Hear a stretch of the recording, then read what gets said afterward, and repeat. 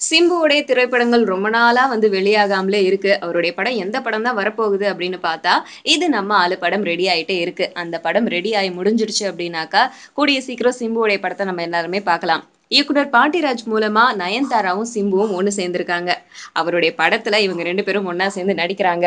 இந்த படத்துல என்ன கதை தான் அப்படின்னு பார்த்தா, ரொம்ப நாள் நம்ம வெயிட் பண்ணிட்டு இருந்தோம். இந்த படத்துடைய கதை ஏதாச்சும் ஒரு துணுக்கு கிடைக்குமா அப்படின்னு.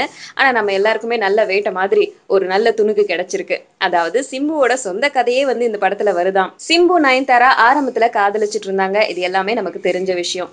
அதுக்கப்புறம் இவங்க 2 பேரும் நெருக்கமா இருக்கிற போட்டோகிராஃபி இணையதளத்துல வெளியானதுனால இவங்க 2 பேருடைய காதலும் முறிஞ்சு போச்சு. அதுக்கிடையில தான் நயன்தாரா பிரபுதேவாவை காதலிச்சாங்க. அதுவும் முறிவுக்கு கொண்டு போய் நிற்க சிம்பு ஹன்சிகாவை காதலிச்சாரு. இந்த இடத்துல சிம்புவும் நயன்தாராவும் இது நம்ம ஆளு படத்துல நடிச்சது மூலமா சிம்புவோட காதலும் பிரேக்கப் ஆயிடுச்சு. இது எல்லாத்தையுமே கொண்டு படத்துல நுழைச்சிருக்காங்களாம். இந்த விஷயங்கள் எல்லாம் ஞாபகப்படுத்துற மாதிரியே படத்துல அங்கங்க காட்சிகளை வச்சிருக்காங்க.